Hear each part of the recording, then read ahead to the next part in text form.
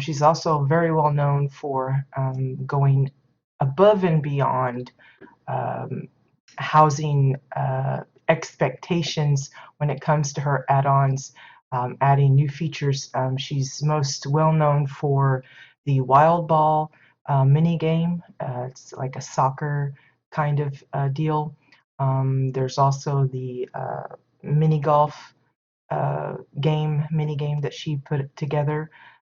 What it is it uh, it requires the host of the plot that has those particular setups to utilize her add-on, but those that participate in the games don't have to.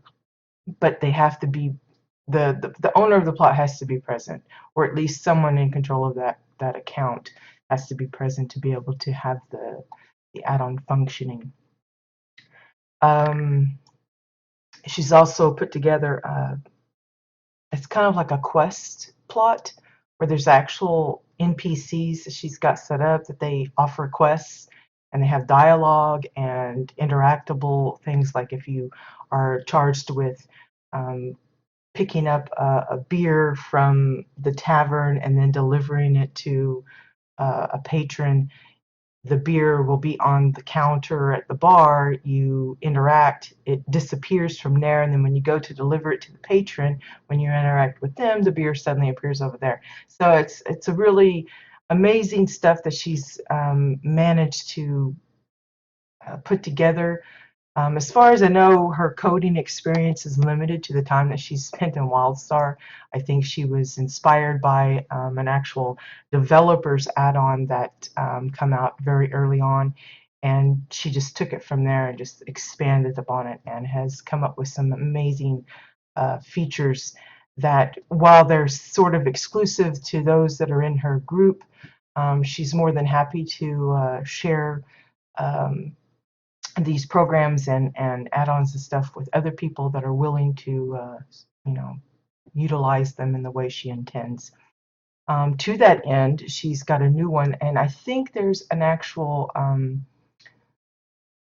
I think she posted in the general discussion on the official forums about this new add-on that she has developed. It's called Protomon Go.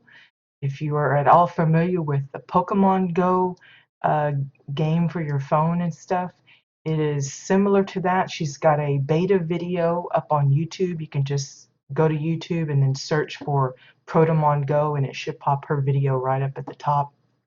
I haven't taken a look at the entire thing, but it's pretty amazing.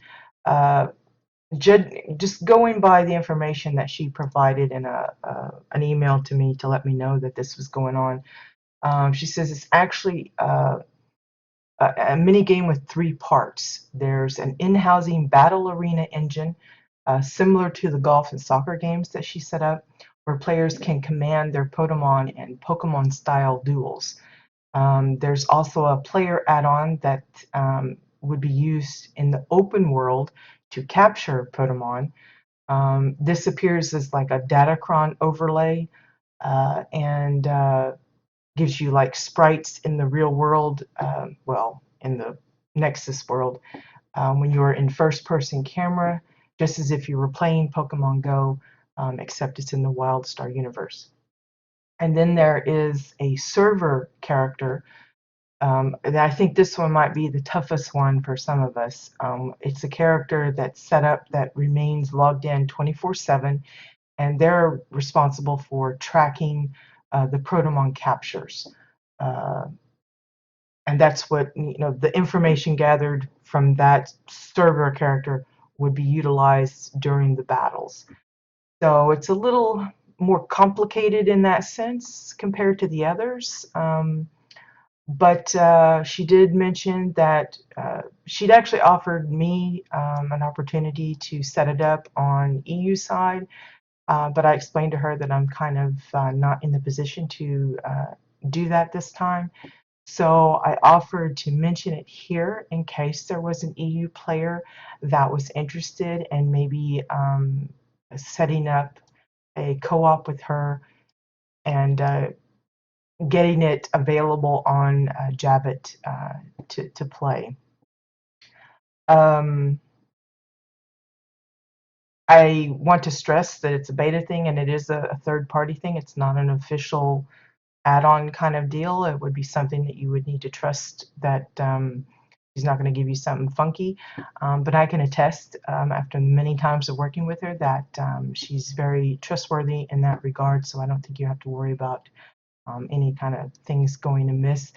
And she sets it up in a way that it's mostly self-explanatory. Again, I haven't really dealt specifically with this particular add-on, so I don't know how complicated looking it is, or if there's any special commands that she'll have to let you know about. But just again, going by my past experiences with setting up the wild ball field and the mini golf course, her stuff is basically just you set it up and you do the uh, command to get it started, and then it just runs itself.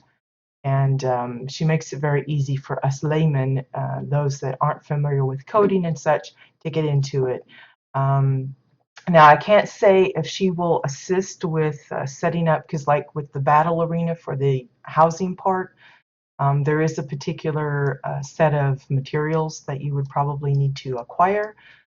Um, and I got to tell you, it's amazing how she's done it. The arena, the little battlefield or whatever you want to call it, is pretty expected, but she also has there's like flags on the side that indicate the I guess the points of the battle. And then when you pop out the little protomon, it has they have special effects for not only when they pop out of the protomon ball, but also when they're doing actual attacks. So she's got like the lightning bolts from the races and stuff being used for electrical attacks, and then there's some water ones using some of the waterfalls. I saw, if you know, the mining, I think it's the Ichthian thing that has like the rubble, the dirt pile, rumbling up. She uses that upside down to make it look like for earth attacks and stuff. So it's really quite clever, and everything how she's got it set up. But like I said, if you were to host the battle arena for EU, then it would probably require some materials to be gathered. The waterfalls themselves come from a decor pack on the cash shop. Now, I don't want to assume that she would assist in the purchase or acquisition of those items, but I can say that from past experience, she has offered to help with that with me when I've worked with her to set up the other games. So um, if you're concerned about that, I'm sure if you work out some kind of a mutual arrangement between her and yourself, she would be willing to work with you on that, because I think her main goal is to just get it available to as many people that would like to participate in these little extra games. So yeah, to that end, I've got the wild ball field and the golf course field set up, but hardly anyone has ever asked me to stick around so that they can play some games. But if you're interested in trying those out, all you have to do is reach out to me, and I'll be happy to come in and set it up so that you and your friends or guildmates or whatever can have some games, play a little tournament, whatever you want. It's just that I didn't want to spam it all the time that I'm on, or that it's available. So I don't know just how many people are aware of it, but they are there, both on NA and EU side. For NA side, of course, she's the one that's in charge of those. But yeah, again, just a reminder that these games are available on EU, and if you're interested in playing with those, then feel free to reach out to me. So we are on Jabbit side this week, and I've got a couple of places for you to check out with me. This one is by, let me see here, Thalothean, I think I'm saying that right, Thalothean Kalawanji. I think that's right. they're a builder that has been around for a while. This particular plot has evolved multiple times, and it was brought to my attention a while back. I think it was Maddie that mentioned it, and I actually had them on my list for some time, but I just kept passing over it. So today we're going to visit. Now, I don't know what all's here. I haven't really thoroughly looked through this place as yet. So I'm not even sure if there's like access to a bunker house or anything. So if you have visited and happen to be in chat and know for a fact if it does or not, please don't hesitate to let me know, because I definitely don't want to miss it. But this already appears to be one of those plots where there's a lot of elevation changes, and I may or may not get lost in this jungly thing. So I hope I don't miss any kind of secret passages and stuff. But it's called Sinsea or Sinsea Jungle. And you can see it's pretty jungly looking. There's lots of uh, different types of plants. They even have the palm trees, but they got some of the ones that look more like for Dairadune and stuff. You've got the, I don't think they're called the finger flowers. It might be, I can't remember what the name of it is, but there's just a lot of different ones. But the entrance itself is basically, I believe it's the upside down massive umbrella tree, which I think they're also using somewhere else in here. I can't remember. If you were to jump up on the rocks here on the side, you'd probably see it. If I can get myself up there. Oops. I was up there when we started and I jumped down, and I probably shouldn't have, because you know me, I'm lousy with the jumping. There we go. So you can see the tree, the top of it, where it's actually upside down. The root of it is usually right around here, I think. But you can see it's got a lot of different types of trees. Some of the celestion type stuff. You've got the mossy, like weeping willow bit. There's a lot of overgrowth and mossy overgrowth for just kind of, again, giving it that jungly feel, like this kind of, I don't know, humid or something. It's not humid, it's not the right word. You know, tropical forest type of feel. So you already have indication that there's some kind of civilization or peoples. You've got the crates and the desk and things. Here's the generator. You've written some NPCs right at the front. And this really reminds me of, was it Wilder Run? That's kind of what it reminds me the most of, just the way they've got it set up. As if it's that very first part, if you're anywhere familiar with that zone, right after you leave uh, the camp or whatever, the outpost that they have at the front, it leads right into the jungle, and this is what this reminds me of. It's not exactly like it, but it has that feel to it. But you can see uh, they've got the clutter out, but there's also plants that they put in themselves, all these mushrooms and the space wheat. The boardwalk kind of gives you a path, and then it stops, and then they're using the lanterns as a kind of a guide. See how this is kind of like, this is where you pick up your quests, and then you progress into the zone. That's how it feels like. It feels like its own little zone.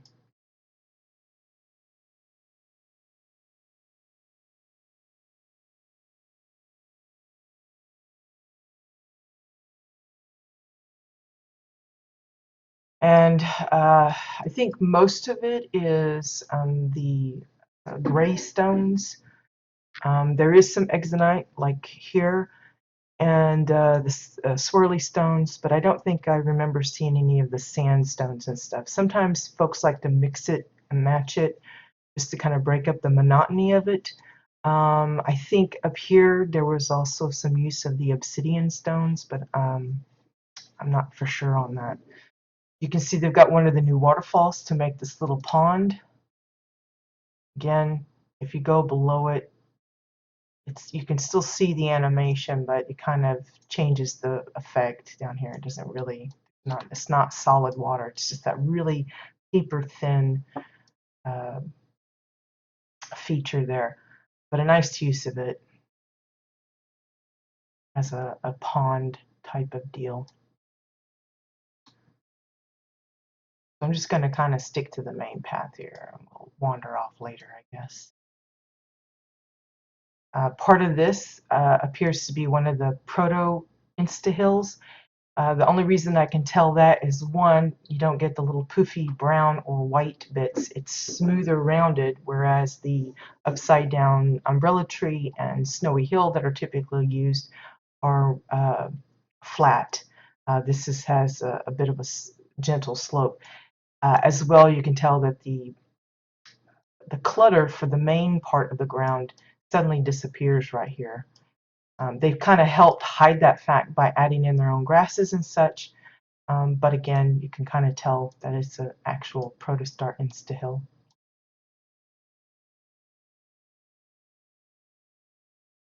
I think this is one of those purple rock arches, and they've just kind of blended it in with the gray stones, which is really nice.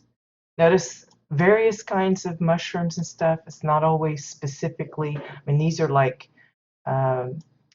celestion trees, but then you've got the what they call palm trees. Then you've got the mushrooms from, it looks like either Arctera or something. You got the tentacle plants from Far Side. I love how you can mix and match like that. You don't have to stick with it. Let's see. I want to stick to the main path, but I'm kind of not sure this is the path anymore. Go over here. There's another water feature. It's a combination of the newer waterfall types with the older ones. So it shows that you can combine the two without it being too weird.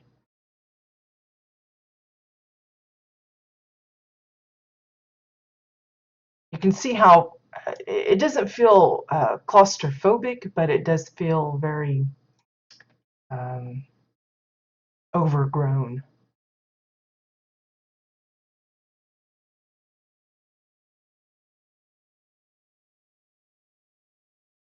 Nice use of the little NPCs, the vents, vent, I don't know if that's the way you pluralize that, but over here you've got the terminite mounds.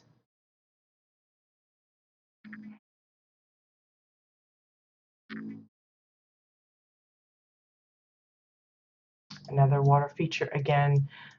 These water bits here are actually part of the whole decor piece that this is. It's some kind of a taurine dealy. And then they've combined it with the newer waterfalls to make this double-tiered little pond type of thing. And it looks like they've done color shifting as well. This is typically a nice kind of golden brown, and they've pinked it up. And that's another way of using plants and bushes and stuff that you might typically find in one zone and tweaking it a little bit to make it work for the type of zone you're setting up.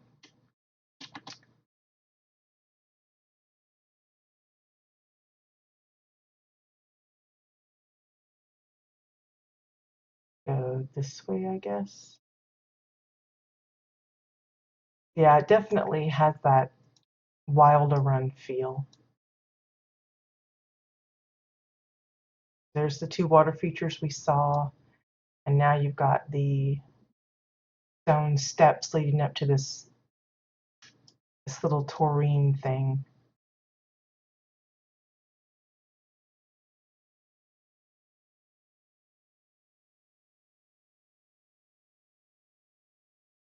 You see how they set it up with like a water feature here. We've got the grading. That's those Osun graded. I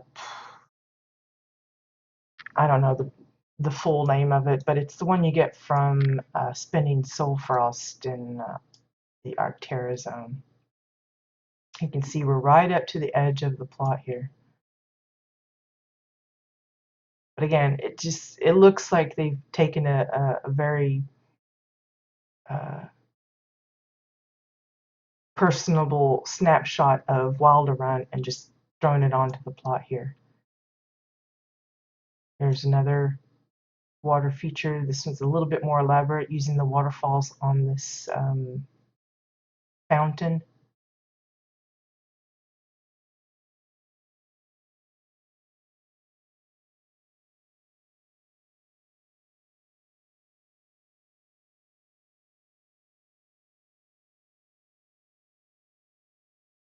Oh, I feel a sneeze coming on.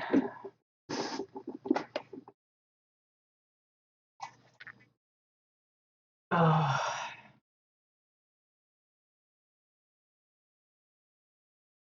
I like how they've actually made it look like the shrooms are growing on the tree.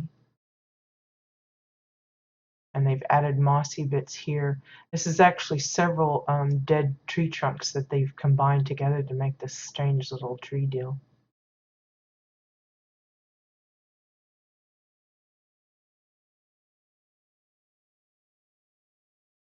Let's see. Actually some steps. This is where we come down the first time. This is kind of a rare item. I think it's called the gnarled Celestion root, I think.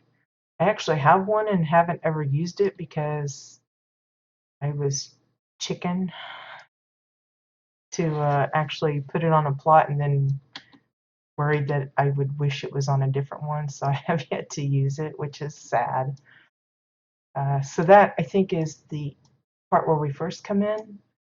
And so here we have a little platform with the hoogle, set you up for the little boat ride.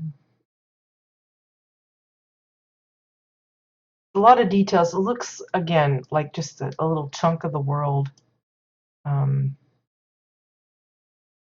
But a lot of care has been taken. Here's a little hidey hole for some, what are those things called? Can't even think of the name. It's not Skeech, it's the other thing. Moody's, I think.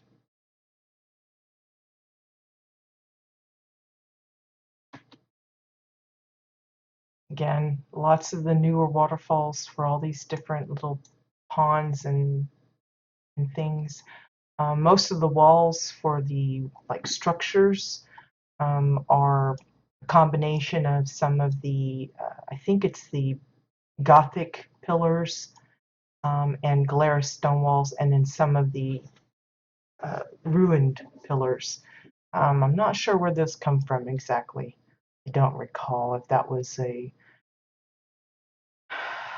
event deal, same way with the stairs, or if it's from dungeons or what. But here's another little taurine-ish bit. Again, the sparklies are from the blue, buoyant blue crystal. They've just sunk it down so you don't see the crystal. You just see the little wisps, will-o-wisp things. Looks like at least a couple of crystals here. That also has that blue smoke that you see. It's a fun thing for forests, jungles. A lot of people use it in their spooky plots because it looks kind of ghostly and everything like that. Let's see. I'm sure I'm not following along here. I think we missed this part. I'll have to go back out.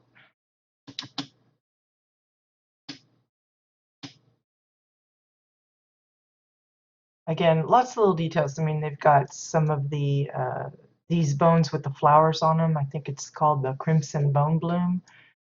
Those come from, well, I think they're from the rare bosses And I typically would get them from, I think it was Mulgrave. But notice they color shifted this one to be a little different color than the typical bright orange. I prefer the orange flowers because we don't have too many flowers that are orange, that are somewhat easy to get a hold of, but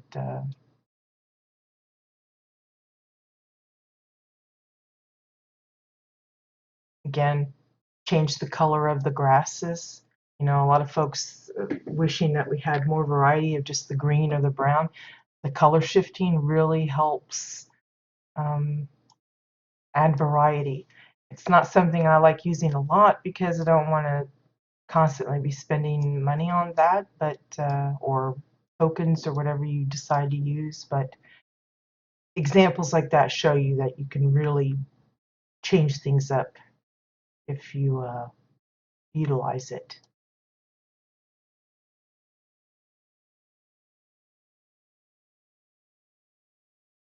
Looks a little toppled.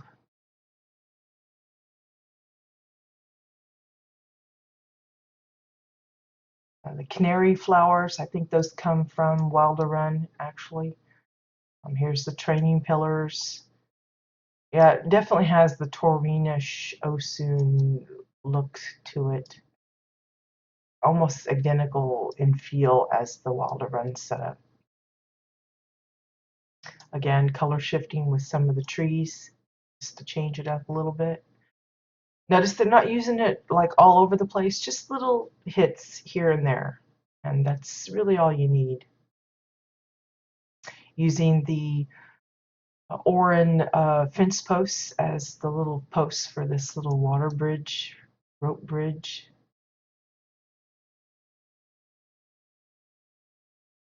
I think I'm just kind of randomly wandering now because I'm not really sure.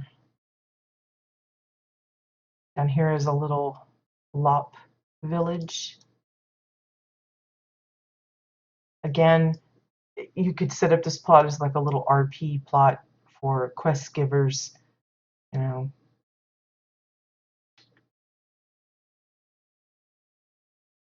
Combination of the, I think it's the corral, or maybe it's the fence from the lot pack, but then they've got the copper gate. Now, this doesn't actually function as a gate, but it's still a fun item, and it seems to fit perfectly in this little scenario here.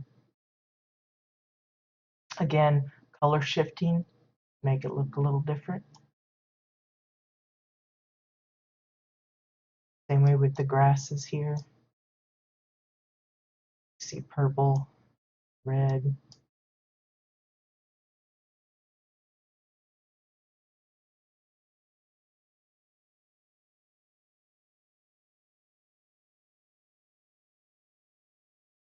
Another part of the little village here. All the way to their shiny part, all their shinies.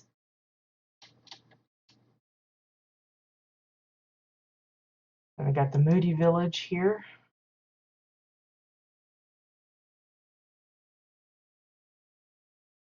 Looks almost like an arena for fighting. That looks like they color shifted even the overgrowth of it.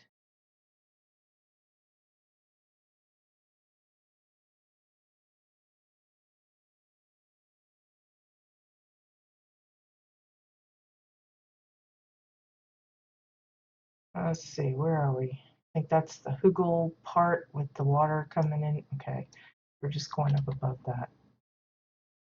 Looks like they color shifted these two. I think these are usually typically white. And it looks like they've colored them yellow. Same way with the tentacle plants. I don't know if they're specifically mimicking some kind of a foliage arrangement that's actually in Wilderun or not to better match it. Let's see. Some purple rock arches for this part here.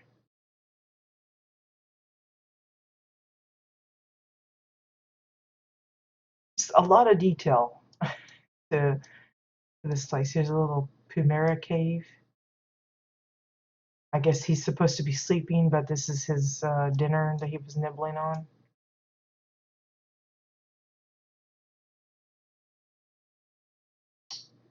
And it's kind of hard to get an overall look of the plot, at least from the standpoints I've seen so far, because it's so heavy with, you know, plants and trees and stuff. But here's a good shot. You can see just the variety of coloring and type of plants and the elevation changes and evidence that there's, you know, some kind of uh, terrain or human life out there somewhere. There's like actual man-made structures and stuff.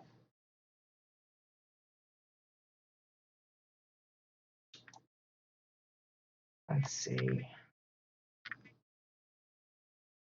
Trying to get my bearings here. There's the entrance where we come in, and that was the path leads from the first encampment with the defined path with the lanterns.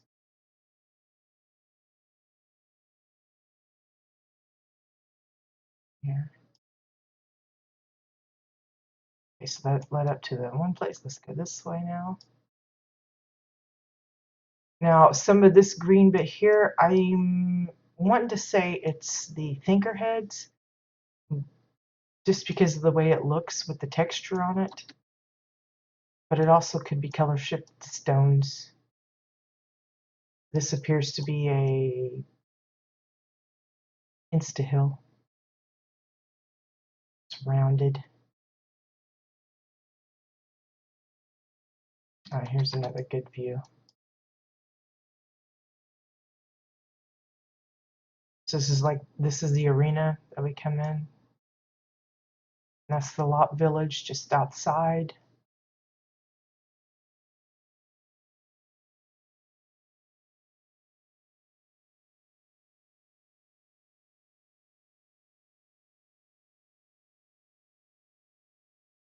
I'm sure there was a lot of time involved in getting this to look like this.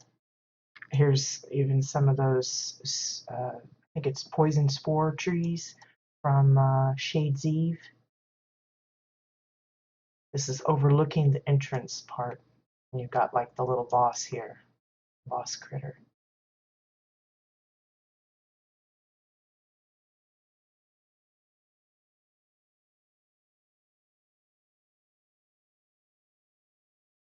So this looks like a little Orin kind of setup. Got the windows being used as parts of the ceiling. Looks like curved walls for the flooring.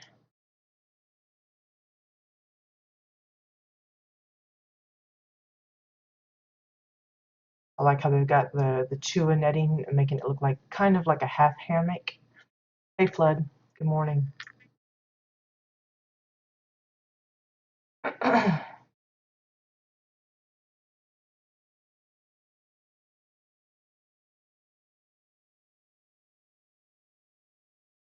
Plenty of hugels. Again, you got that direct Orin-y feel. Here's another. You got like the main building and then a smaller one here. A little bit more private, one person room kind of thing. And then you've got the little outdoor eatery here. Almost like a terrace patio kind of thing. And they've got the small trellis decor plus the granite version of the pillars. And my brain is not working really good this morning. I keep getting my words. A bit of an overhang kind of deal. And they've really built up the outer edges to hide, to make it not confined, but feel more surrounded and secluded, so that you're not distracted by like the neighboring plots and things, that kind of deal. I have no idea what sky they're using, but it suits the place really well. Down this way, I guess.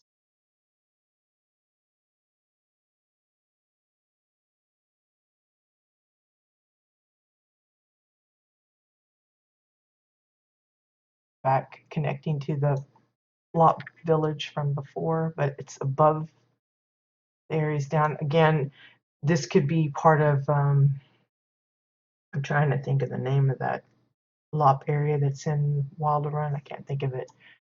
But there was like, uh, can't put the name to it. But that's what it reminds me of. But you can see how they're using the boardwalk pieces for all of the walkways up above, but keeping it heavily interconnected. There's like different ways you can go.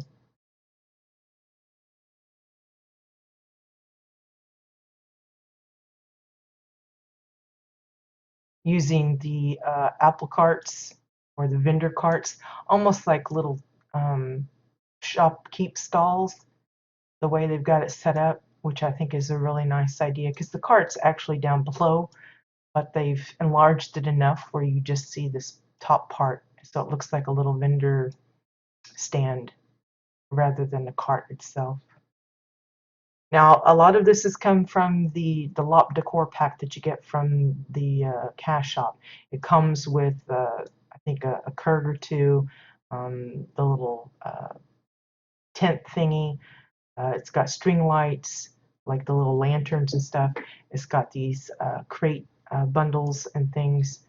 So again, if you're wanting to put something like this together, you might end up having to spend some extra to get all of the pieces if you want exactly this type of setup. But I've seen in the past, before they had the LOP decor pack available, people coming up with their own versions. Now, obviously, things that are so specific like the lantern string lights, you would have to make do with just the red lantern lights. But now that we have the color shifting, you might could get that to change colors as well and help add some variety to that. Okay, I think I just went in a big circle there, so let me go here. Yeah. Yeah, I think some of these fence pieces, the ones with the little, what do they call them, the dream catchers, I think those are, again, from the LOP decor pack.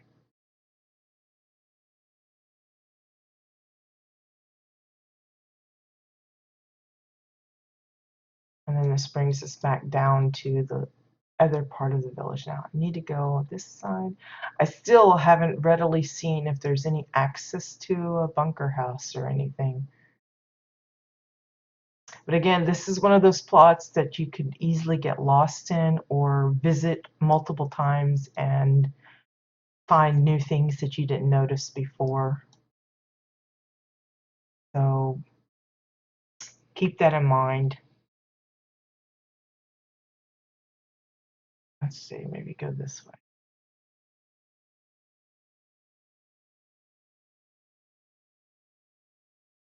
Yeah, here's another little cave deal.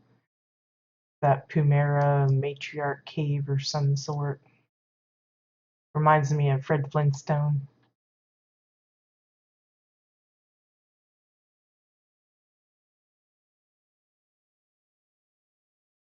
A little,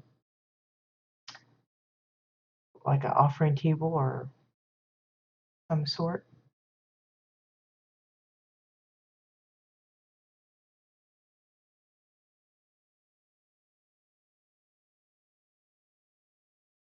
Structure up there, and I'll get to that. That was a little creepy looking. This is that thinker head again, if you're wondering about that. Yeah.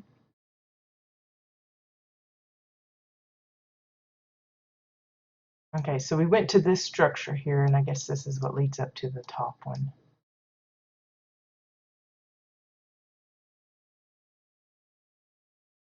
Again, thinker head.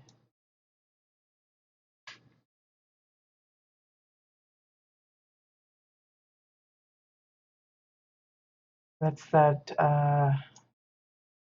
taurine head statue, I think. And then they've added some effects to make it look like the water is pouring through. It's a little creepy.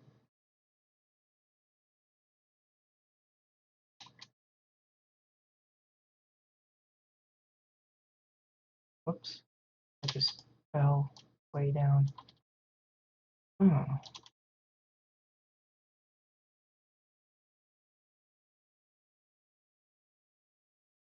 See just the border to the plot there. Whoops, taking damage.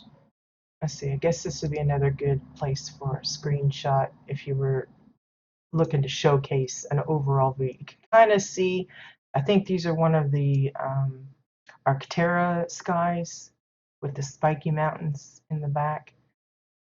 But you can see, again, just the amount of work it must have taken to put all of this together without it looking just haphazardly thrown in. There's a lot of attention to this.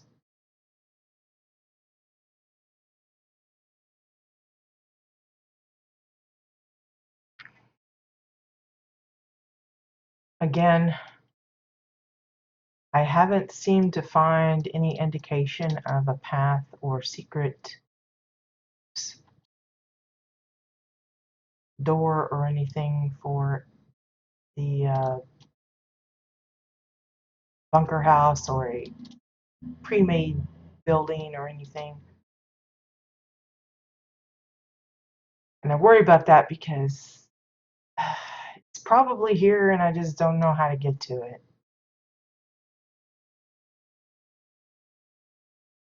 I feel like it should be somewhere around in here if it was anywhere, but a lot of builders like to kind of like hide the entrance way off in Timbuktu, and then you end up crawling through the ground, get to it elsewhere. So my apologies in advance if I am unable to locate such a place. I like how they even have like the barrels under the water, like old rubble.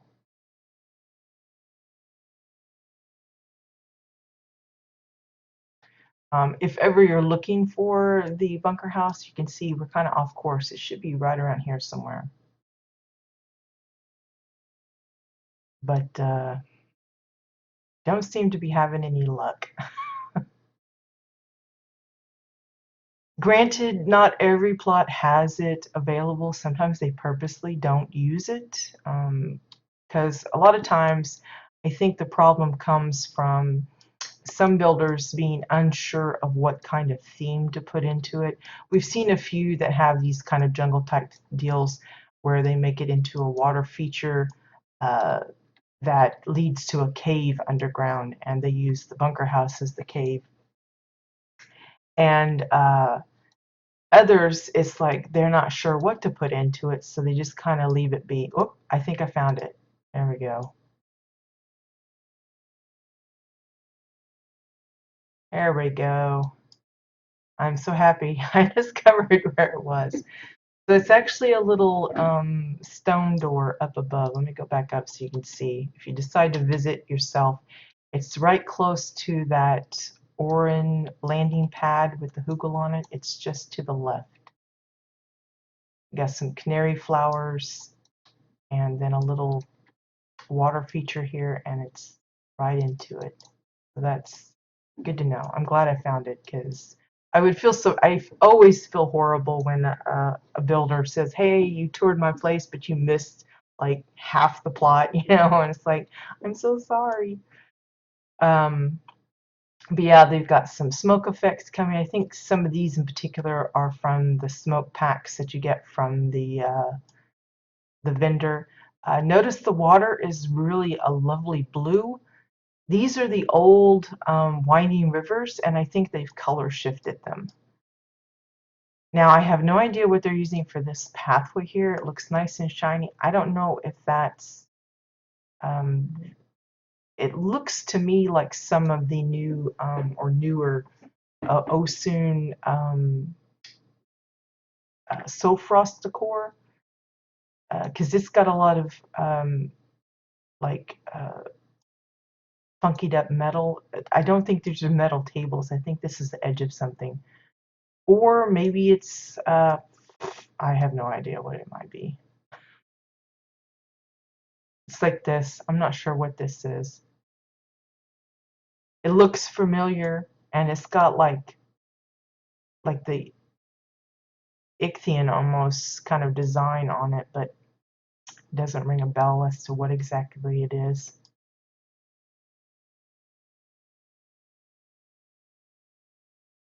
This looks really creepy. See, there's some Osun, Soul Frost stuff. This looks like it's been color shifted a little bit, though. So kind of a green.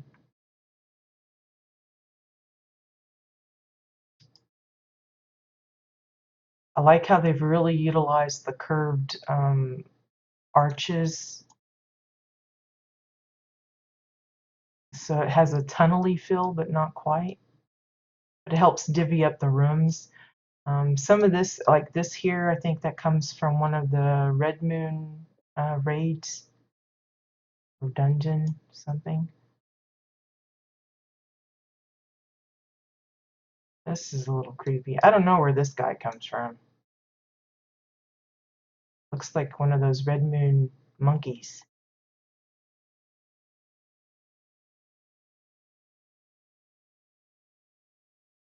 See, it looks like they color shifted some of the spears too. And I like how they're using the crypts to make it look like doors to little homes or something. Again, just to kind of add some extra bit.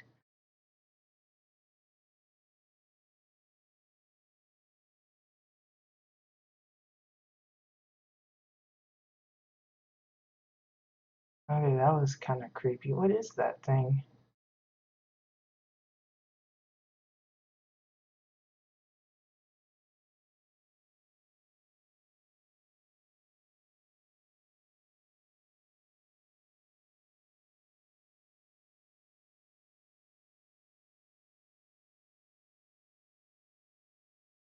Never noticed that the lights actually change. When it's closed, they're red. When it's open, they turn green. Never noticed that before until now.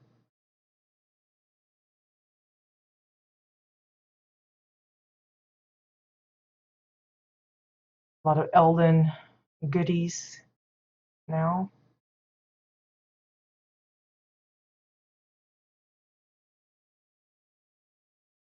Again, I'm sure this is reminiscent of something in particular, but I have no idea what.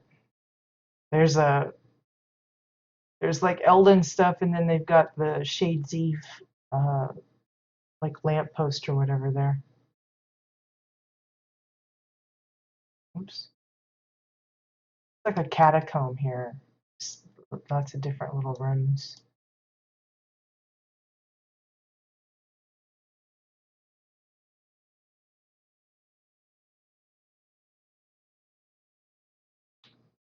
Okay. Up the steps here, I guess. And the color shifted these. These are usually white. It's those red moon lights or lamps. And they've color shifted them to a yellow.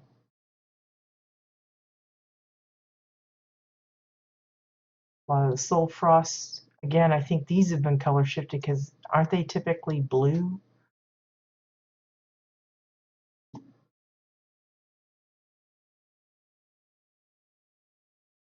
Looks like an abandoned Elden lab or something.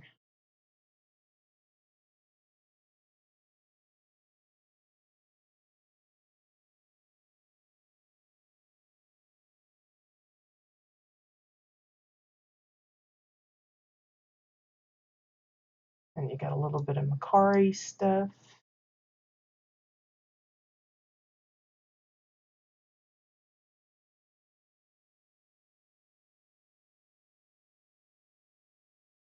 Just a lot of. I know I'm not going into too much detail as far as what pieces are being used, but that's mostly because I have no idea what some of this stuff is. I mean, I recognize like the technophage bits and the soul frost bits, but I don't know specific names um, for most of them. It's just too many pieces to kind of keep track of. But like these, I don't think they typically come in red. I think they're mostly purple. And they've changed it to like be pinky red. It's like that's the technophage door there, and that's the emitter, I think, and some of the circuitry boards.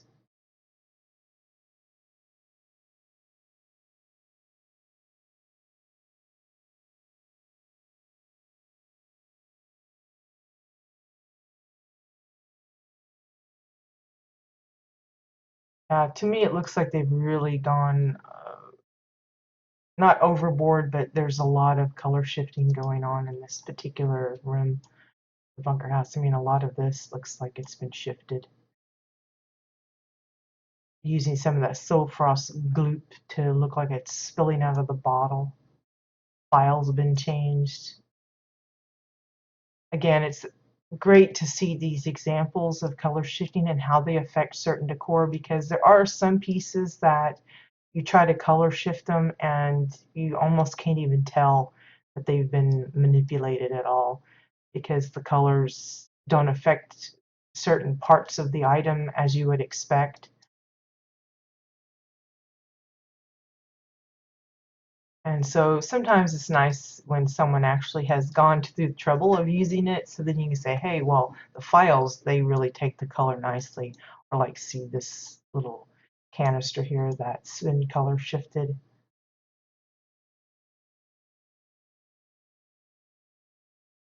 Okay, back a little bit.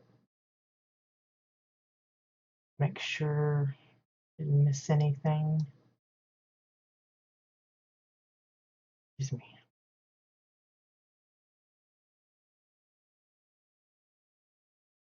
Okay, I think that's all of the bunker house. But again, it's one of those examples of how just how much you can kind of squeeze into that space. It looks like one giant room when you go in. You're thinking, oh, I'm not going to be able to fill this up with anything, and they managed to. I've seen actually some builders manage to get 3 floors out of that thing, or it feels like 3 floors. Typically, it's 2, but yeah, there's a lot to be done in that bit of space.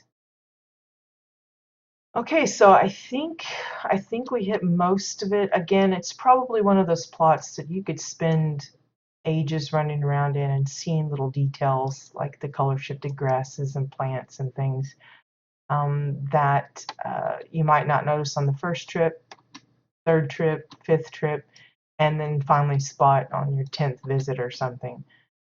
But again, this is one of those that takes the landscaping um, to a fine art as far as making it feel like it came naturally like this. All of this is, even though there's plants from different zones being used, it all works together. Nothing really feels out of place uh,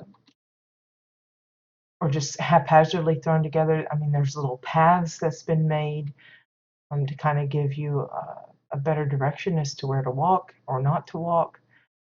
Um, it's just a really nice deal. And again, I'm horrible at landscaping, so I appreciate plots like this that have uh, gone above and beyond in getting this set up to make it feel like it's just strictly taken straight out of the game world and put onto somebody's plot. Look, the color shifting here of these little plants too. Just little things. And it just goes a long way in making it feel so realistic and organic as well. Okay, so from the jungle, we're going to move to our last home for today, and that is Mara Starborn's plot. I think a lot of you will enjoy this one for different reasons. It is called the WildStar theme park. We've had other examples of theme parks and carnivals and such, And this is another prime example of where you can just throw in some fun and goofiness to uh, give something new, especially for not just regular visitors, but for role players that are looking for little venues where they can hold a, a specific type of scenario where they take their friends or to a theme park and have some fun with the rides and stuff. Um, Starborn, I think, is also known as Bubbles, so I think that's what this little blip is for. A lot of players have multiple alts, and they don't always, like with mine, all of mine are pretty much, I think, except for one, and then my Dominion one, uh, they have a shared surname, but not everybody does that with all of their multiple characters. So sometimes to tie them together, they will like leave their own little special signature, and sometimes it's blatant like this, and other times it's something else on the plot that they always put on one of their plots. So this one just says Bubbles. It's the blinking light of the detonator. I've used it on signs for myself. A lot of them like it for spaceports and things, like to show like deck 1 or platform B or whatever. Again, if you're trying to make a sign like this using those, it takes a lot of time, for one, because the light itself is pretty small, and if you're going to, unless you're like super enlarging it for the fun of it, it's going to be kind of tricky to turn it. As well, you can tell that it's not exactly square. So if you want it to be perfectly square, then you have to mess around with the angle of it. And then I think the easiest way is to Google up digital alphabet or something, and it usually will give you a hint as to how to make the letters in as few or whatever squares as you need. At least that's what I used. I don't know if that's what Bubbles used as well, um, but when you go to place them, when you're first setting it up, they will blink out of sync. And uh, when I was doing it for my bakery sign, it was a little annoying because I had trouble lining things up the way I wanted, because it just was a little annoying to have it blinking in different times. But once you leave the plot or reload it or whatever, um, then it will change, and they will blink in unison. So it's not like you can have like a catwalk or something and have the lights go blink, blink, blink, blink, blink in some kind of order. It will always blink in unison once this plot's been reloaded. The only time it blinks out of time is, or out of sync, is when you're actually placing the pieces. So just FYI on that. Okay, so these I presume are the ticket booths to let you into the park, where you get your little bracelet or stamp on your hand or whatever it might be. So they got two of those.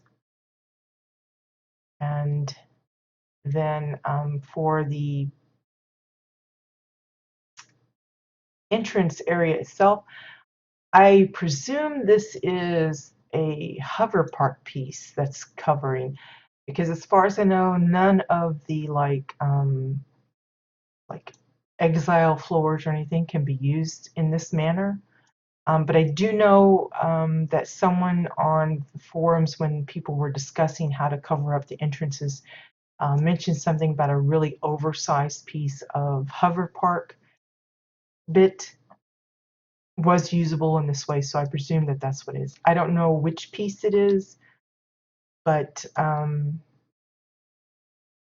I believe that's what it is. So you can see, yeah, that's part of the hover park metal bit. I don't know if it's like the edge piece or a curve wall, but I think it's because a lot of the hover park pieces are hollow, so that might allow for it to kind of confuse the boundary that surrounds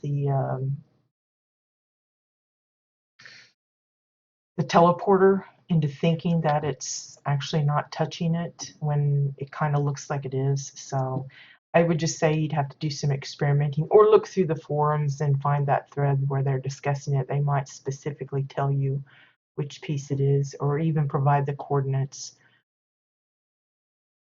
So right off the bat, if you're coming out of the entrance, you get a nice open view of the theme park itself. You see there's like little buildings, there's some big structures here. They do, of course, have the Ferris wheel fab kit, probably among other things that we will see as we progress through here. So off to the left, we'll just kind of go around here. It looks to be their little souvenir shop. You know, typically you go into the theme park and they got the place where you can get like cups and dolls and t-shirts and balloons and things that have the markings of the park or the characters from the park and that kind of deal. So this is what this is. It's mostly just the tiki bars. That's what they're using for the shelving, the inside of the bar, capped with the hay piles to give that thatched roof look. Really great if you're looking for some kind of a village structure, if you're wanting like some little native moody village, or great too for Draken villages. You could just cover up the tiki part with something else, but still have that thatched roof, more rustic looking kind of structure. Sticking to the left, we've got another little booth, but this time it's a gaming booth. It's for throwing the ball to knock the cans over.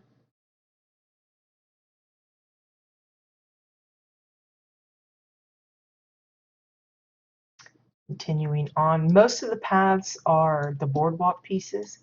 You can see they also use some of the Draken fencing for part of it. That's the one that leads to the spook house. But our first official ride, which comes with a little ticket booth here, is the Viking boat. I don't know if you guys are familiar with this. We had one at a park that I went to as a young person.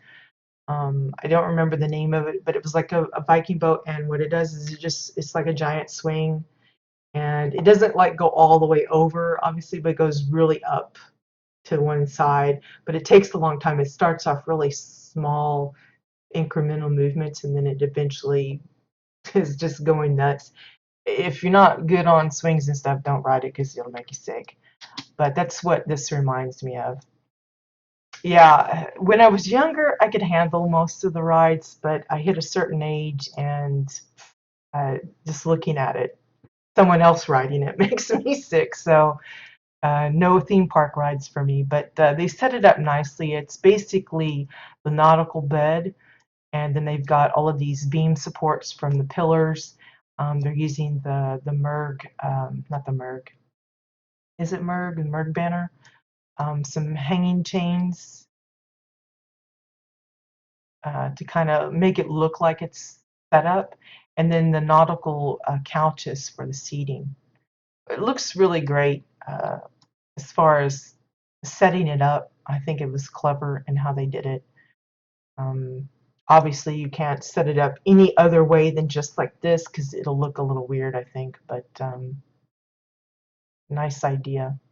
And a very familiar ride to me as far as recognizable. So here's another little booth.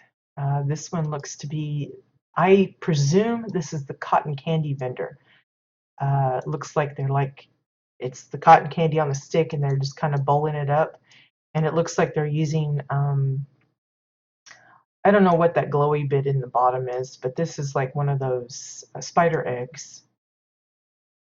But I thought this was a cute way of doing it.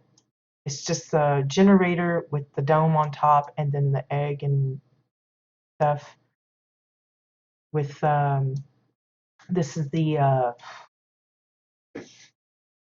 It's not the spear, it's the spade, I think. We use it as like a shovel sometimes.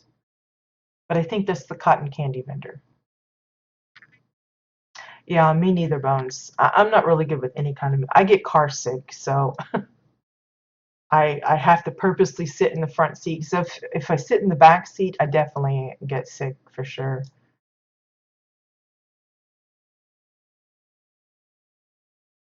Okay, this appears to be like the roller coaster ride that they've cleverly set up with an Osun theme. So you got like the Osun monster here, a lot of Osun, um, like the emblems and the drum and everything set up. The cars themselves are the, I think it's the anvils, and then they've got the, uh, it looks like benches, and then for the place where the bars are that you hold on to, those are the Osun weapon racks. I think that's what those are.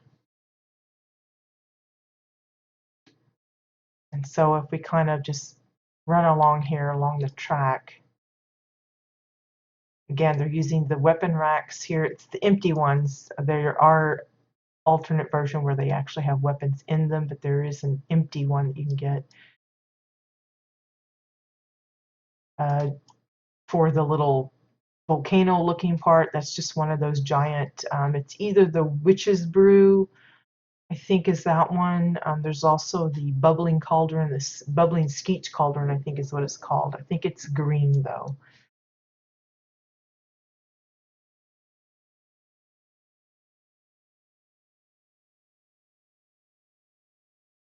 I'm just gonna follow the track all the way around. You could probably just hop on your hoverboard and use that as part of the track. So this is the water part where you would get splashed with water. And up and over. Great view of the roller coaster there. You can even get a good shot of some of what else is coming up.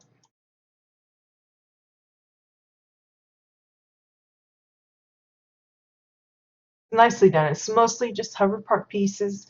This is like the Osun chain link being used as one of the little gateways there.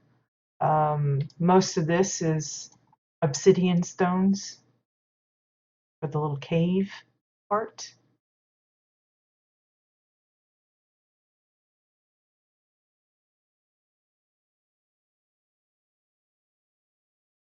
I could just see some group trying to role play this and have them run together in like a little set of two.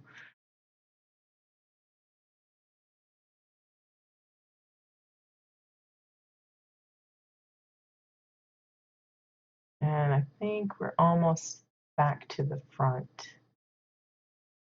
You can see it's a pretty extensive little ride, but they wanted to make it look, somewhat realistic there. This one is the moon jump, I guess, utilizing the low grav pad bit. So they got this tunnel of crystals that you can jump. Oop, don't want to go too high because then you hit the ceiling, but I think that's what this is. Kind of like the jumping castles. I just call it a moon jump because it's got the crystals and stuff. But I think that's what this is supposed to represent. You kind of get to hop around and play. Anti-gravity room, I don't know the specific term. We'll save the spooky house for last. I'm going to move off to this side. Let's back it up. Let me go back this way.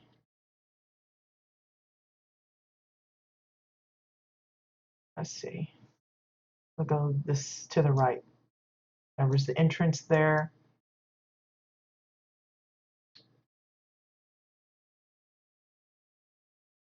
So here we have, I don't know if this is supposed to be like a shooting gallery, or where you would control. This one looks to be like the Tonk wars, where you control one of the little ships standing here at the controls and you fire at each other.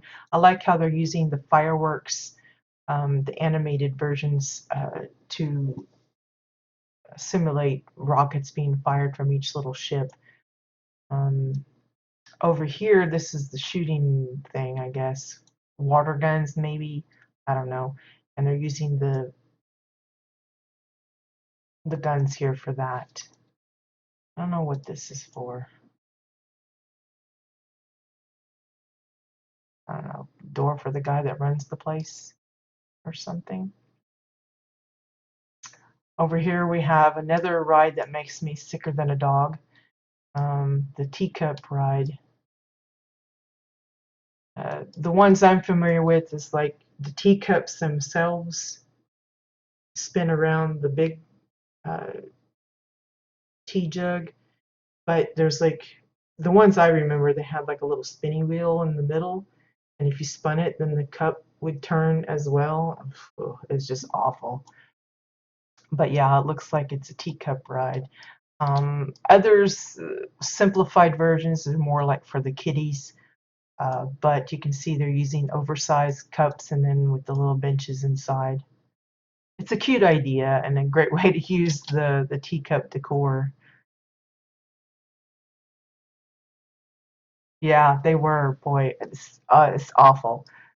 I think the one that really changed my view on those kind of rides was we went to, I don't know, I can't even remember what it was called. Uh, but it was called the barrel ride, and you get into it, and it's a giant barrel, and you're told to line yourself up along the wall and not to look up, even though the above part is open, because what it is all the people that are getting ready to ride, they can look down into the barrel and watch people while the ride goes on. And what you do is you line the walls, and they tell you just to stay to the wall and relax. And it starts to spin, and it spins so fast the centrifugal force sucks you up against the wall, and then the floor drops out. And they tell you to just look at the person or the wall across from you, directly across, and that saves you from getting sick. So, but every now and then people would look up, and that just, you see it spinning, and it's just awful. But it's that was the one, I think it was the last straw for me, and after that I couldn't ride any more of those kind of motion rides. It was just really bad. Again, most of the pathways are the boardwalk pieces, and you can see here they're using a lot of the spring decor pack. You've got the flowers, the teacups, the leprechaun. I don't know if that comes as part of that decor set or not. I can't remember. But I love this. I think this is a cute idea. Again, it's using the color shifting, but it reminds me of like it's being made out of bamboo. But they got the bamboo forest here using the leafy stalks and lots of little ponds here. It's just some of the winding rivers, multiples of those to make that little pond. But up in here is like the little restaurant. You usually have some kind of a food court thing. Um,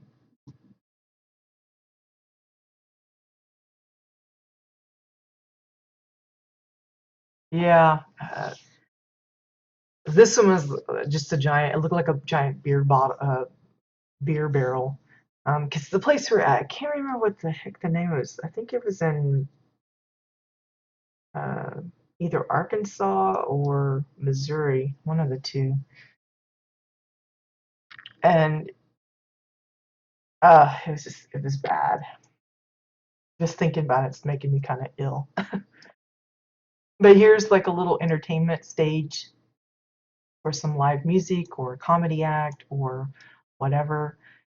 You've got lots of little tables set up here. You have even a little uh, like a terrace. Again, I don't know how they managed to get some of these pieces outside the barrier like this, but It looks nifty. It's frustrating that the honeycomb barrier shows up, but and you got the little kitchen here.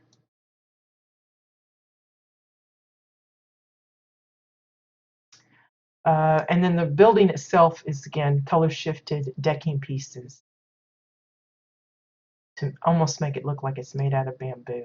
I really like it. It's bright, colorful, ideal for a theme park thing. It could easily be some kind of thing for a kiddie park, like a petting zoo kind of deal, that kind of setup. Speaking of kiddie parks, a lot of these theme parks usually have some kind of a little playground for the smaller kids. So they've got this little slide set up, hover park pieces. The little outpost topping here is 2x4s. The monkey bar part is just ladders stuck together. We've got a little sandbox here. This, I think, is using that, again, this is probably like the second time I've seen the diorama decor piece, the desert version, being used. Usually it's the space one because the stars are all sparkly and everybody loves those. But this one is a great idea, using it as a sandbox. So they've just added a color shifted bucket and spade to make it look like little kitty type bright colors. Over here we have one of those rocking things. Sometimes it's like a horse that you can sit on. Other times it's like a little rocket or spaceship, and in this case it's a boat. And you got the little controller, and very simple idea. Here we have the merry-go-round. This would make me sick. Using the windmill decor. I'm not sure what they're using for the centerpiece. I think that's just part of the windmill decor itself. And then just the dome or part of the cylinder. And then they have a simple swing here. We've seen them used all sorts of things. Some of them use benches or chairs. Others use 2x4s. This is just a decking piece being used for that. Snowy hill for this raised part. Over here we have a little spaceship ride using some of that Winterfest decor. And then color shifted spaceships.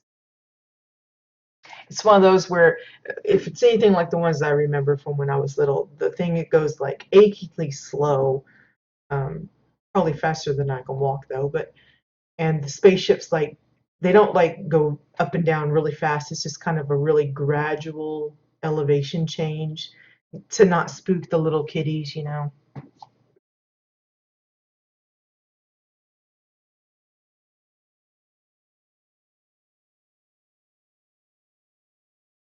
And I like too how it's kind of sectioned off with the leafy stalks.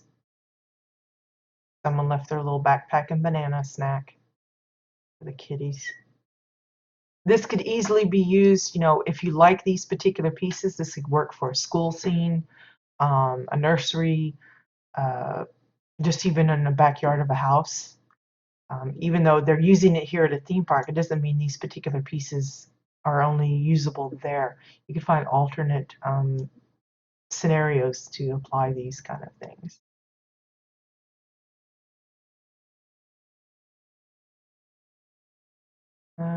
Let's see. This is like a giant crane game.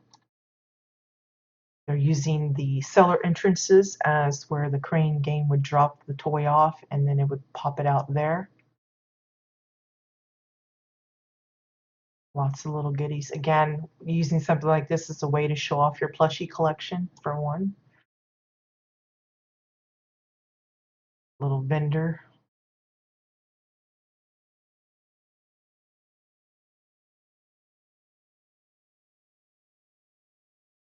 And of course, that's the Ferris wheel fab kit here. This way.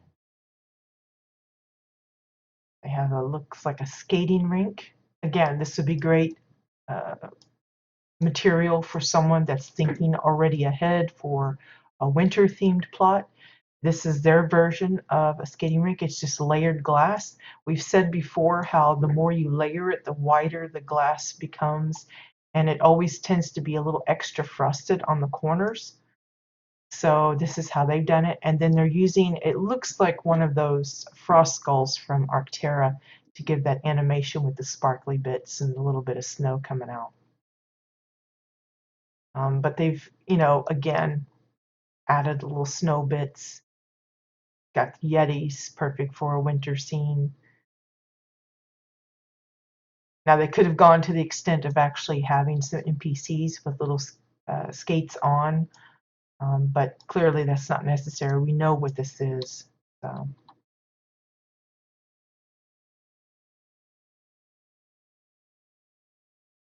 Again, Draken fencing for all of this structure of this building.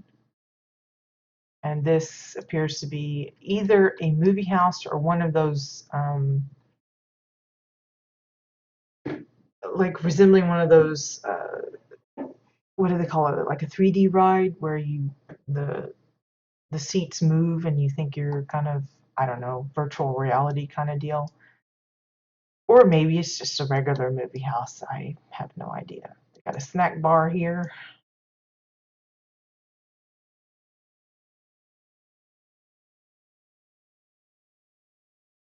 A lot of hedges covering this part up.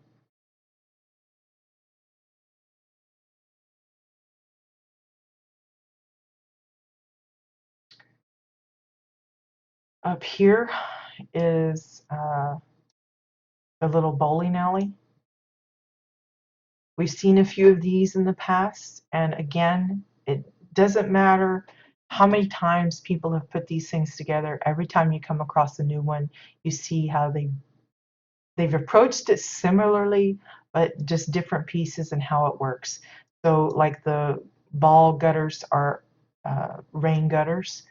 They're using the game lights for the spotlight of the thing.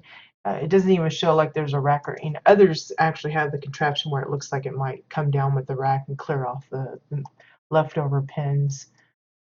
But nice, clean little deal. A little bit of use of some of those arcade panels that you could pick up before. Usually we'll see it, and sometimes they have a little contraption where the balls come back to you. Over here, they've just changed it and made it like a little simple rack where the ball would sit. 2x4s, exile floors, and of course the color shifted decking pieces, and then again the tiki roofs. It matches kind of how they've been using that kind of building at the front and for the side, the other structure there. This is a little control panel. I think it's for the guy that runs the ride here, which is, it looks to be bumper cars. I don't know if it's meant to look like it's on top of water or it's just glass with you can see down below. But I love the bumper cars themselves. It's sparking wires, because you've got that electrical grid that they ride on, and it just makes a lot of noise and it's just kind of crazy looking. It's framed glass for the top, and then got the grating framed in there. Sparking wires for the main bit. You've got the orange chair and a control panel, and then the little car itself is a couple of tires. That is the rubber bouncy part that saves you from hurting yourself, and then a curved wall and a dome for the front.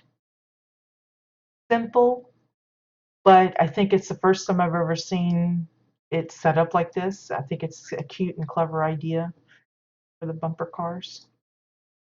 It's a very recognizable type of ride. Again, when you're making stuff like this, little custom bits, if someone can just kind of automatically or readily identify what it is, then whatever amount of detail you put into it, you've done a good job. If they kind of go, is that this or is that that, then you can kind of worry a little bit. This looks like a maintenance guy's office. I think I've gotten off track here. Let me go back this way.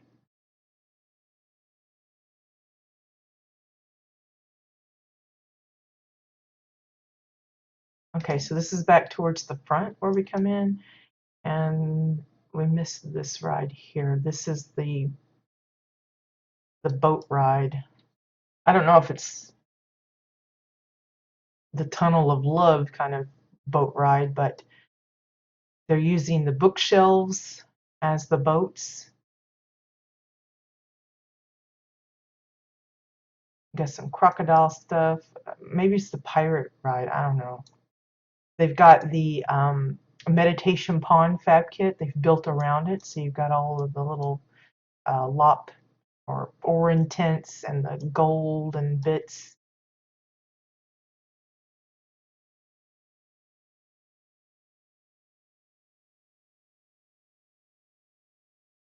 Another boat here.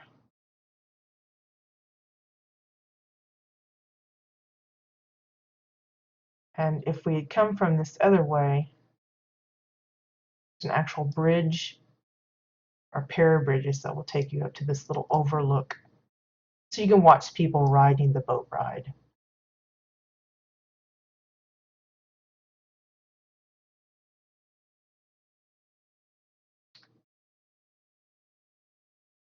Okay, let's see. Is that everything outside?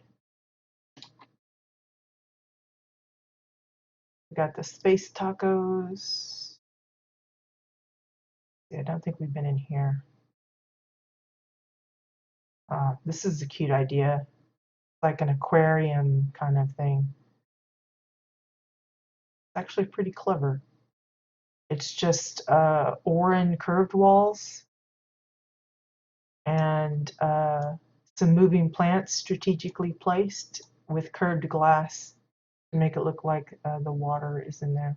All right, Bones, we'll see you later. Thanks for dropping by. Yeah, I like this. This would be great for underwater. I mean, I'm sure there's people that could probably take it one step further and add some kind of actual glowy water feature. But with the moving plants, it gives the illusion that there's liquid in here. Yeah, that's a pretty nifty thing.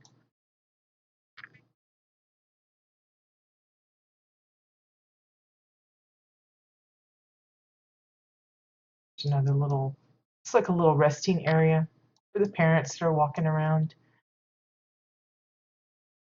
Again, I think they've color shifted the water because the water, the Winding River and the older waterfalls, they usually have that gray kind of color, and these look more blue to me.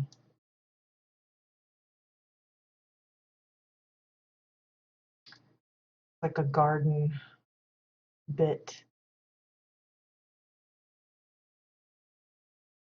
Now, I know this is supposed to be a hedge maze thing, and it looks like they've blocked it off.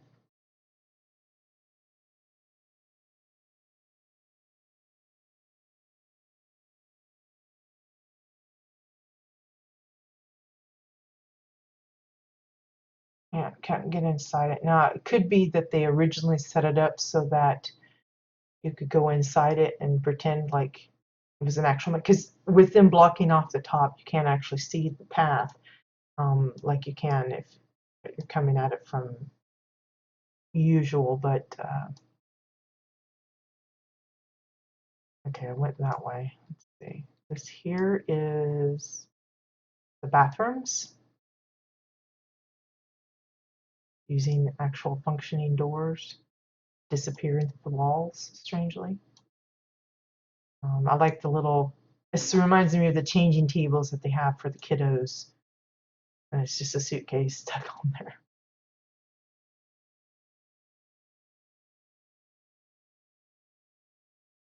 Let's see. Well, no. Okay, so that's a view of the roller coaster ride. People can just sit there and watch that. Okay. I think we're coming close to the end of the exterior here.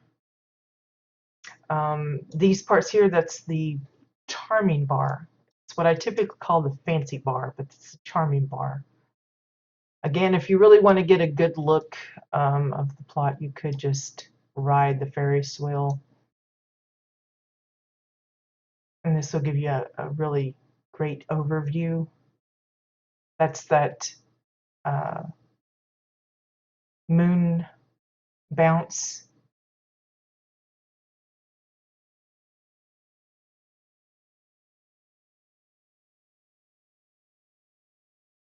Yeah, I think we've gone to all the exterior parts.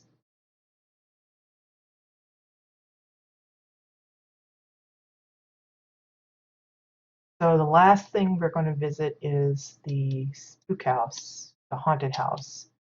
Now, typically when I've come across little carnival bits, they usually go for the spacious exile home because it's really big, it's easy to divvy up into multiple floors and that kind of thing. But this one chose the little cozy one. And it looks like, you know, obviously from the outside, it looks like it'd be nothing. They've used a lot of the uh, Shades Eve decor. You know, you got your skull string lights, the gothic fences, the creepy trees. I like how they're using this one creepy tree as the actual ticket booth itself, which I thought was fun. Um, Again, Draken fencing for the walkway here, and of course all of the spooky gourds. The smoke that you see, that's probably from the smoke pack. There's like hazy effects that looks like pollution and stuff. And of course, using the lightning strike from the Z-Pre hoverboard race event. But I like how they've modified or added to the standard prefab home. It looks pretty much like it normally does, but they've added on the spooky green windows, give it that creepy, spooky house look, which works really nicely. So in we go, and right off the bat, you get some great little ideas. If you're looking for some kind of spooky effects or just little tidbits that you're really wanting to add to your Shades Eve plot,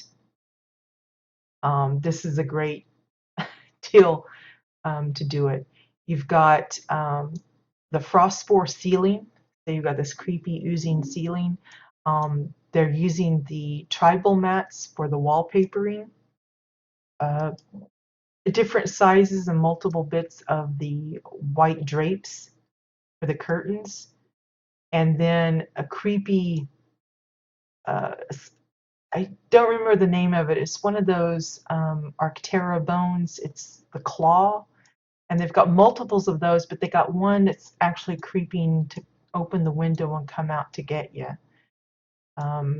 Using the layered glass to make it a little shaded so it looks like a nice old-fashioned window. The stairs, I think, are metal planks, but it could be the Cassian pillars as well. You can see Cassian pillars for the side here, and then we go up, come into this this reminds me of Beetlejuice for some reason because of the black and white.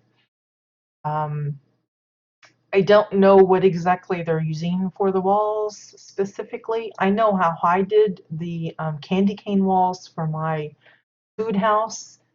I used, basically it was one wall for the main part of it for the white. I used the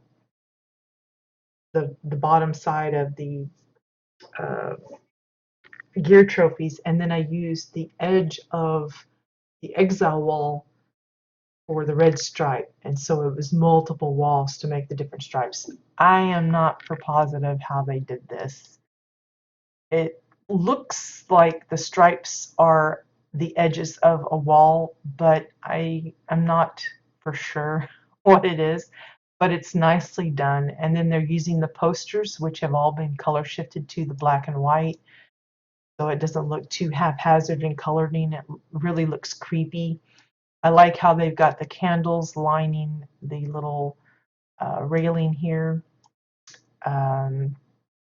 For the checkered pattern on the floor, I think it's Oran walls. You can see the seam here. And then the graded floor panels for the dark squares. You can see, you can see part of it here. I think that's typically a bright yellow, and I think they've color shifted it so it doesn't show up as much. That's my guess anyway.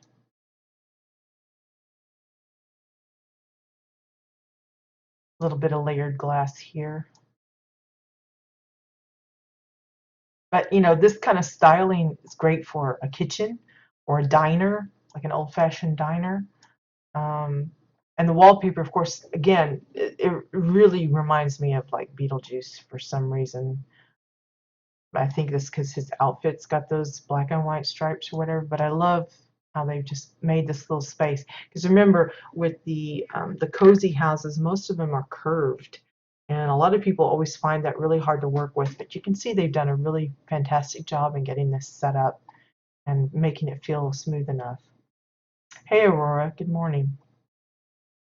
So the first little room upstairs is a creepy, I don't know if it's a desk or like a vanity table or what, but there's a lot of detail here. I mean, you've got, I honestly can't tell you what all this is. There's like the rug being used for the little doily that the plant is coming out of. They're using a water, frozen water for the little spill of water coming out of it. You've got the plant on the ground. It's actually one of those scleris plants that's fallen out. It's like a fallen rose. This part here looks to be a couple of display cases that are stacked up. And then you can see part of it where the glass is, and then they've put knives in there. I don't know about that. And then it looks like I'm honestly not sure what structure on the outside is. It looks kind of like Draken walls, but not quite, because there's a lot of ridging here. I don't know what that is. Same way with these. It's hard for me to tell what that is.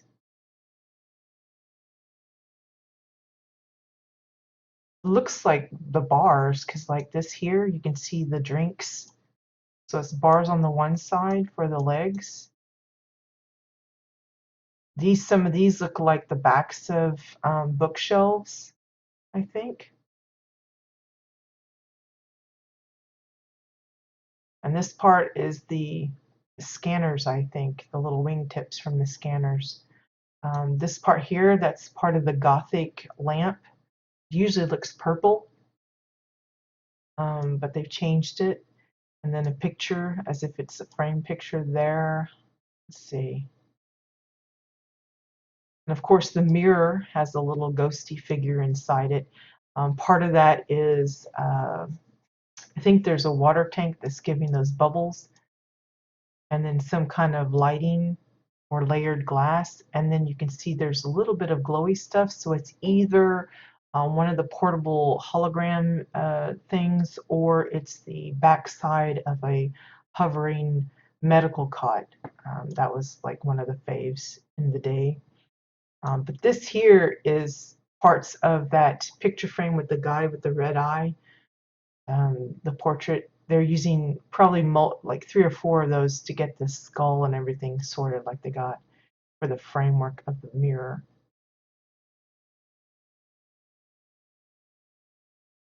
Let's see, what else can I identify in here? Obviously, the spooky window's been color shifted to a black and white, looks like.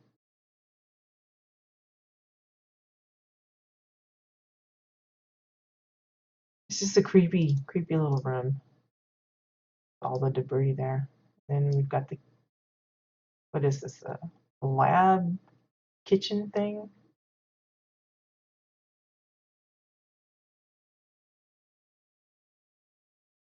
I think that's supposed to be a pencil or a bookmark or something. I have no idea what that is. That's the Ichthian lamppost, I think. It's the top of it. Notice how they've done the walls. Again, it matches the flooring out here. I think they've done this differently, though. I think it's oversized travel posters for the dark, and then they've laid in little orange floors for the white squares.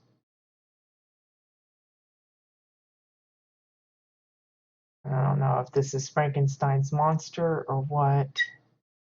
Looks like gear lamps, dome, curved glass. It got the medical drip thing.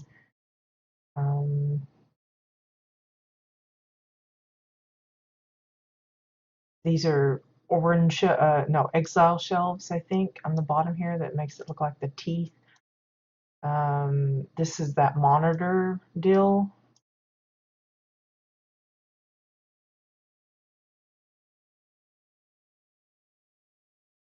It fit a lot into this little space, I tell you. Here's a dungeon. Poor little skeleton guy. He's made out of a number of different bone parts. This, I think, is actually one of the urns from Shade's Eve. Then you've got the shackles themselves. Rather than using the traps, they're using the giant gears and then some, I think it's the trap itself, but they just changed it so you don't see the trap. It's just they've ended it off. And then the claws, the same ones they use in the mirror, the window downstairs, they're using for the feet and for the hands.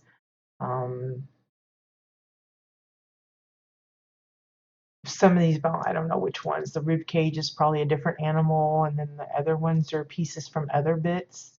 Really nice uh, setup for this little skeleton here. The bench, of course, is the Osun chains and a 2x4. Draken fencing for this little dungeon pit thingy. Notice this part here, those are staircase landings for the walkway here, just to kind of split it off to a different room.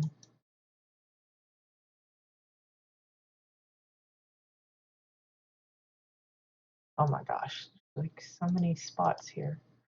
The faux door is just 2x4s, Orin floors, and then it looks like the handle from the wooden uh, crate. Here's a creepy well. I don't know if I want to jump down in there or not. I might do that later. Again, the well is made out of Draken fencing. Got the hanging chain.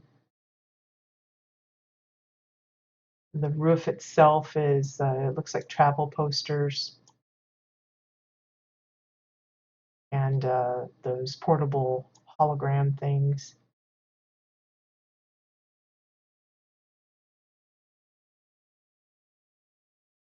The creepy eyes are some of those from Shade's Eve,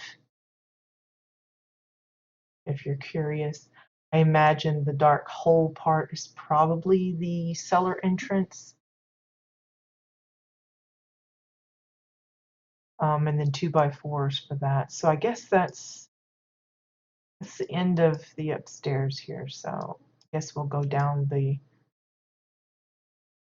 hole here. Wow. Now we're in like a little underground cave. More of those claws. Looks like mostly just gray stone.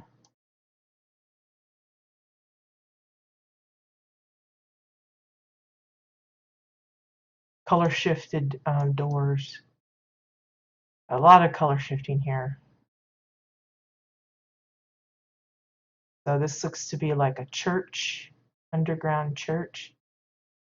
So they're using standard Dominion benches, but they've added backing to them. It looks to be the edges of the Gothic fencing, like the bottom part.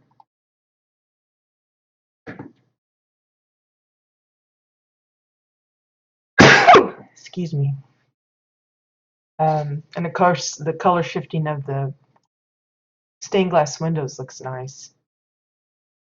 And these look like wings almost. It's a little creepy looking.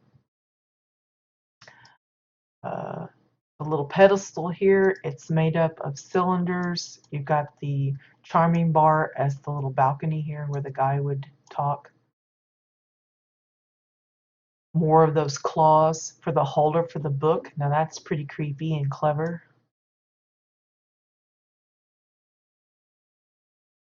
Again, all of this is in that little cozy house. This just goes to show how much you can cram in here.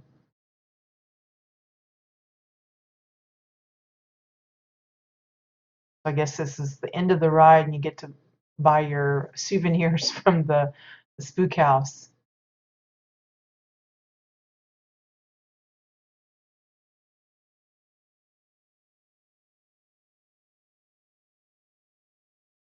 See?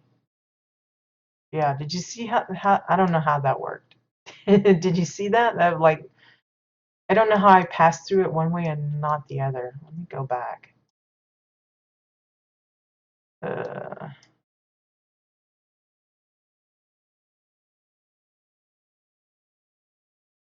this just goes to show if you can plan it out well enough, you can create a really nice little deal. So yeah, see, it shows it as hollow. That's cover part pieces here for the little doorway. And I don't know how that works. That you were able to. I think the mats themselves turned one way, you pass right through it, and turn the other way, you don't. So it's just a clever little glitch that was used in a nice way where you're actually able to pass through, get out, but then you can't go back the other way. I think I remember someone showing us that before in another place. But yeah, just some amazing stuff. So that's the Spook S. This is probably one of the better ones I've seen, especially considering they're using the cozy version of the house rather than the spacious one. Um, so yeah, just a really fun, lots of cute little ideas. Again, like I said, there's a lot of features here that you could probably put into use in other scenarios, other themes, and not necessarily are they restricted to theme park use. Like I said, the little village huts could be used in a number of ways. The little kiddie playground that we saw, a lot of the spook house features. It just really depends. But what a nice little getaway for a group that's looking for someplace interesting to come. So that is the WildStar theme park by Mara Starborn. And that is it today for you guys. I hope you had fun. Again, remember we do this every Wednesday between the hours of 8 and 11 a.m. CEST time. It varies on how many houses we go to. It depends on how chatty I get and um, how detailed the houses are. If the more custom built stuff, the more I go into what's actually being used, and it takes a little longer to describe those places. But hopefully, even though we're only hitting 2 or 3 homes each week, you find something of some kind to be a good inspiration for you. I mean, like with this little, just a simple little aquarium kind of setup, I thought that was a really cute little addition. But hopefully, even though we don't visit as many homes as we used to each week, that you still get some nice inspiration for your own projects. Uh, and I hope that you join us when and if you can. Again, every Wednesday, we alternate between the regions. So next week will be NA's turn. We'll be heading over to Entity. And a reminder too, even though most of these places I find on my own, just from random visiting, I do welcome suggestions from you guys. If you come across a home that you feel deserves a look and has yet to be toured by us in the last couple of years, uh, feel free to drop the name off with me. I'm more than happy to take a look. I can't guarantee when I might drop by on the stream because, as I said, I have a fairly lengthy list of plots that I have intention of coming to eventually.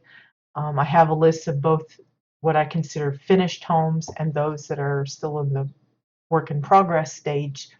So I'm constantly going through both lists trying to find some places. I like to mix and match up themes so we don't just hit a certain style. I don't want to do just all spaceports on one trip. I'd like to do a spaceport here and a forest thing there, and just to keep it varied enough so it's interesting for everybody each time. But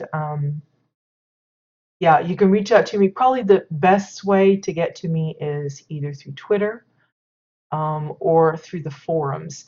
Um, I can also be reached out through in-game messages, but I do have to say that I have been spending less time in-game the last month or so, so I don't know how quickly I'll come across this.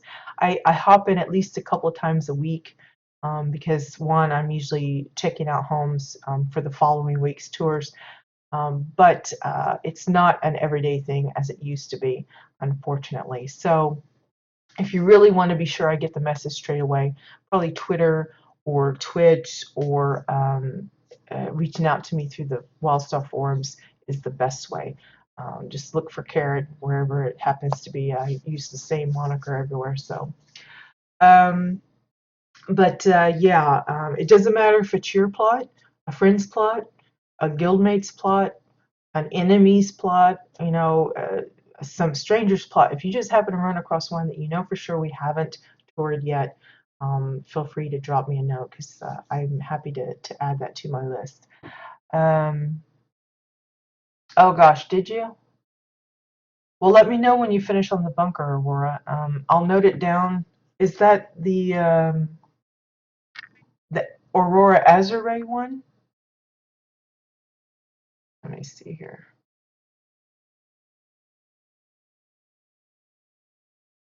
I'll put it on the works in progress, so I'll have it on the list.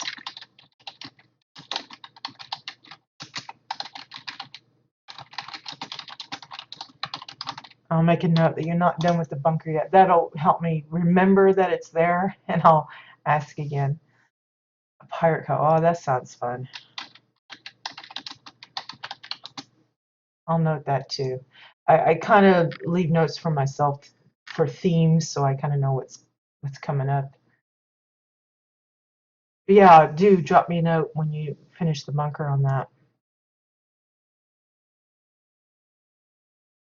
Yeah, I think it's the one I asked you about before, because I know you've got the ship still there, and I love that boat, the ship, and I think I wanted to visit it during the 100th episode for the tours, and you never got back to me, and I was like, no, I better not do it because I knew it was like incomplete. I could see you even changing it around. So, yeah, it's nice to know you got the outside done. I think there was still some stuff like random parts laying around. Yeah, I'm looking forward to it then. So just let me know and we'll definitely drop by for a retour on that because I'm excited to see what all you do with it. Okay, so that's it, guys. I hope you had fun. And just a reminder that we do have a few things going on right now. We've got the Starfall event going on for the entire month of June. We're almost ready to head into week 2. If you haven't checked it out yet, there's weekly freebies that are coming out. I think this one was the hats. You get like I think it's the beret and the face hugger, and then a pair of sunglasses kind of things. I don't remember what's coming up specifically this next week, but there's some housing stuff. I think there's some toys, and who knows what else. There's a lot of freebies going around. There's a signature appreciation package, which I haven't gotten, strangely, even though I've been a signature player from the get-go. But there's also weekly weekend events. I forget what this weekend is. Let me see if I can figure out what that is. Um, I know there's a glory event. There's a double XP event, but I think that's the last one for the month. Shoot. There's I'm like totally unprepared and trying to say what it is. Uh,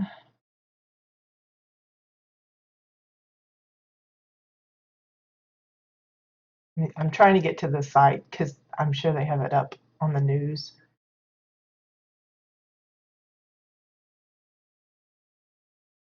Oops. Yeah, here we go. We've got this weekend is, well, last weekend was, I guess, the Blessing of Essence one, and the one coming up is the Glory Days one, where you get double glory acquisition. Week 3 will be the Boss Hunter Challenge, and then the last week of June will be the double XP Explosion. But again, there's other goodies you're getting. This second week one is we'll get the house decor pack. Comes with a ground remodel and a sky remodel. The following week is some trinkets, and then the last one is some toys like the DJ turntable and disco ball stuff. So fun stuff. As well, remember today is maintenance day, and the latest update is coming out. That will provide the what's it called? The prime stuffs. It's like different levels, makes it harder or something. I don't know what it is. I think it's specifically for raiding, possibly dungeons, but I don't really do those, so I didn't really pay it too much attention. Now, we did have the communities feature on the PTR, but that is not going to be part of the update for today. They only wanted to give us a sneak peek so they could get some firsthand feedback to kind of address some of the issues that they were probably aware of or not aware of, and can get those tackled before the next attempt. But as I understand it, if it's not out yet, it will be coming onto the PTR again with the communities in a refurbished version. Again, to iron out any last details, and the feature itself is supposed to become available actually live in game later this year. They haven't specified when, but I expect they will be mentioning that as it gets closer to actual release. So be on the lookout for that. I've seen a lot of positive remarks about it, but I think the big thing that is bugging people right now is the costs involved. I don't remember the specifics, but it seemed on the expensive side. Again, it's supposed to be more collaborative kind of thing, because again, it's supposed to be a grouping of 5 plots. So in theory, 5 different players would collect together to form this co-op kind of build. And I guess they presumed that a lot of people would be grouping up with other people and sharing the expense of the feature. But I think they either didn't take into consideration or didn't feel like it was going to be that big of an issue for those that might want to take up the project as a solo thing and using their alts for the other community members. So it's something that folks have addressed with them, but I don't know what exactly they're going to say about it. So definitely, if you're wanting to get in on that conversation and see about what the dealio is and some of the issues that they've been checking out, some of the positives about it, then be sure and drop by the official forums in the PTR section. There will be a whole section about the community's feature. And again, if you're interested in helping out Katya spread the Protomon Go mini game, I guess you want to call it, on EU side, as they have already done on NA side.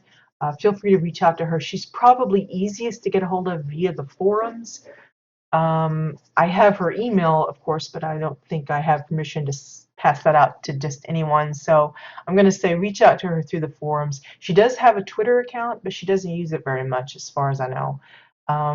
But you could try there as well, maybe send her a DM or something. But yeah, so have a great week, and I'll see you guys later. Bye-bye.